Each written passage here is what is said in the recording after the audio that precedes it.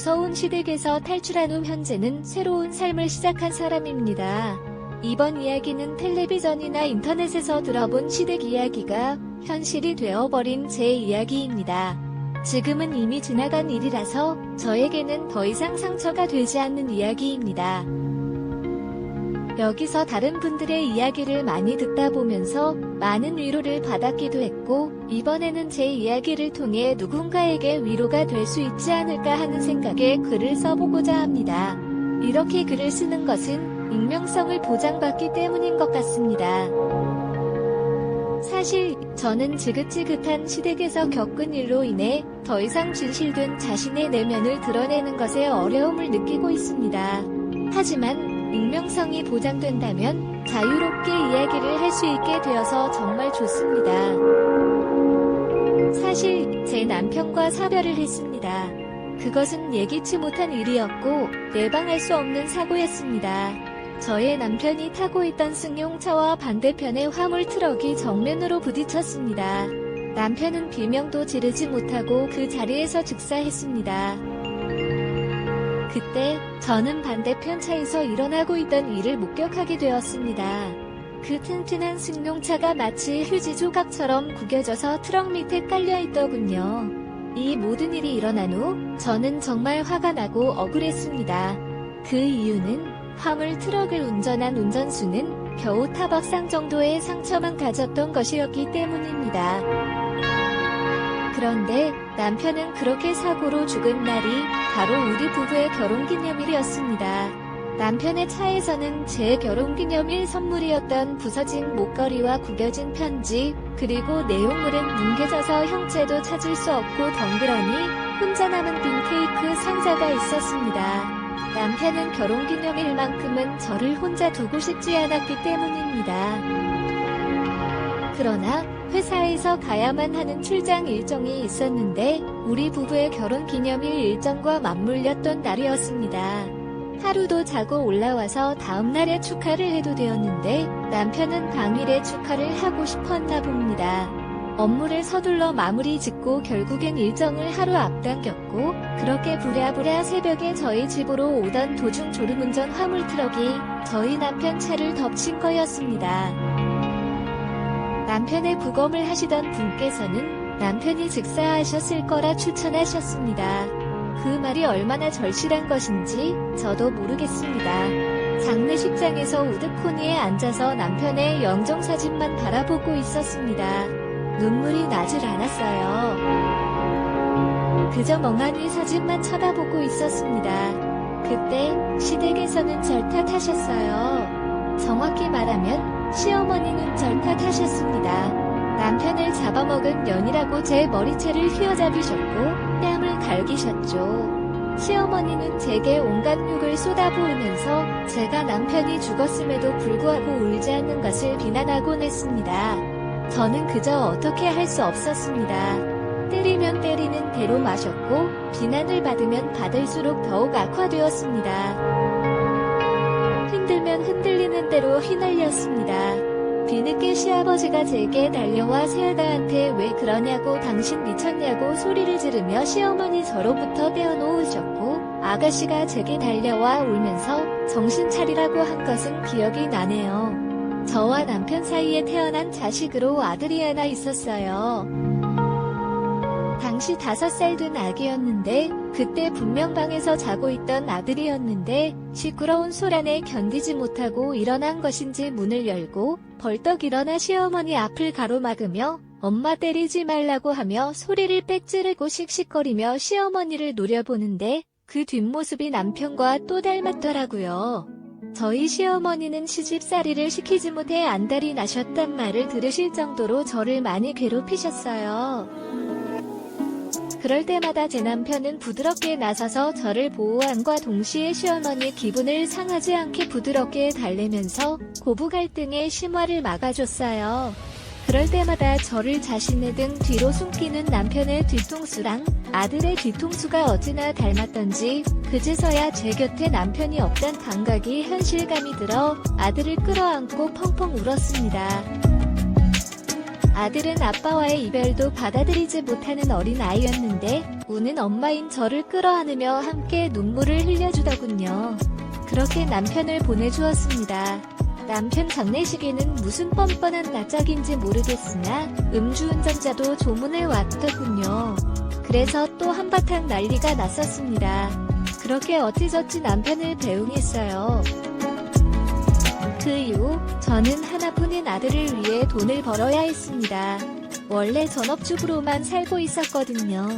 남편은 사고 피해자로 죽은 것이었기 때문에 보험금과 더불어 가해자 쪽에서도 보상금도 꽤 많이 나왔어요. 다 합친 6억 정도 되더군요. 하나뿐인 아들의 대학 등록금을 더불어 앞으로 들어가야 할 학비, 저와 아들이 함께 살아갈 생활비, 아들의 결혼자금, 미래의 아들에게 손을 벌리지 않기 위한 최소한의 제 노후 자금, 6억은 턱없이 부족했습니다. 그리고 최대한 은행에다 묶어두고 싶었어요. 그렇게 저는 아들을 유치원에 보냈고 저는 일을 하기 시작했죠. 시어머니는 그 틈새를 끼어들어 저를 그렇게 괴롭히셨습니다.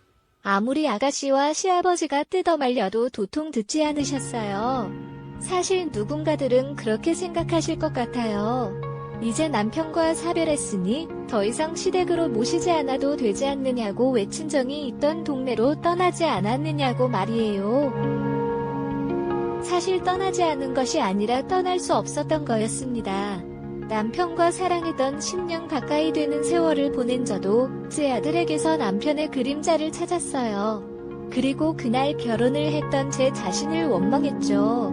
시어머니에게도 그럴 시간이 충분히 필요하다고 생각했고 제 아들이지만 시어머니에게 손주이자 죽은 아들의 핏줄과의 인연을 잘라내버리고 싶지 않았습니다. 시어머니가 때리시고 절 할퀴어봤자 나이 먹은 노인네가 힘이 있다면 얼마나 있겠습니까? 저를 원망할 힘으로 아들의 죽음을 받아들인다면 저는 기꺼이 원망을 당하려고 했었습니다. 아들마저 그렇게 잃었는데 제가 손주마저 데리고 떠나는 건 시어머니께 가혹하다 판단했거든요. 어머니는 그렇게 저를 들들 볶으셨습니다. 아가씨와 시아버지는 제게 늘 위안을 했어요. 제가 단호하고 냉정하게 끊어낸다면 끊어질 일방적인 관계가 되었음에도 불구하고 아들이자 오빠의 흔적, 제 아들과의 연을 끊지 않게 해준 것에 대해 감사해 하기도 했어요. 사실 저는 서울에서 나고 자란 서울 사람이었고 남편은 전주 사람이었습니다. 저는 남편 하나만 보고 서울에서 연고도 없는 전주로 시집을 온 거였고요. 그래도 싹싹하고 밝은 성격을 가진 남편이 제게 본인의 지인들을 천만에 소개시켜줬고 그 사람들은 이제 제게 친구 또는 지인으로 자리매김을 했어요. 저도 이제 지역 주민이라 봐도 무방했던 거죠. 하지만 그뿐 아니라 제가 취약해서 유명했던 이유가 또 하나 있는데 바로 시어머니 때문이었어요. 저희 시어머니가 제게 부리는 횡포는 그 지역에서 유명했습니다. 제게 냅다 소금을 뿌리기도 했고 무릎을 뿌리기도 했고 길에서 욕도 하고 소리도 지르고 있어요. 손주 앞이든 아니든 상관하지 않으시고 저를 쥐잡듯 잡으셨습니다. 사실 무섭지도 않았어요. 그저 시어머니가 제 눈엔 안쓰러워 보였습니다. 저는 죄송하다, 잘못했다 등의 말만 반복하고 빠르게 사라지기도 했고 배웅을 하기도 했어요. 제 지인들은 시어머니 욕을 했죠. 젊은 나이에 과부가 된 것도 서러운데 왜 저렇게 구시냐고 이러다 손주도 안 보여주면.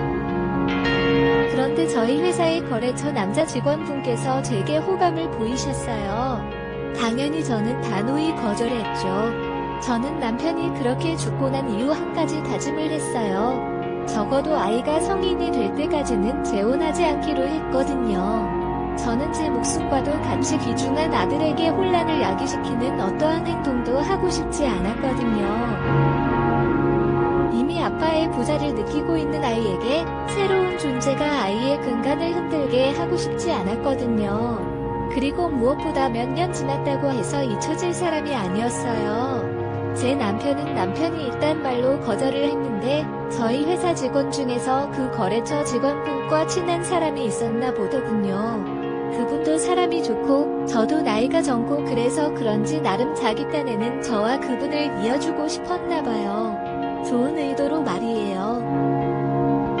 그래서 제가 사별한 지 꽤 오랜 시간이 지났고 슬아의 아들 하나를 키우고 있다는 점 등등을 알려줬더라고요.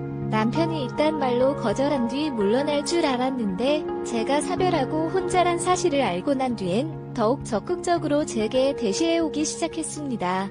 저는 매몰차게 말했어요.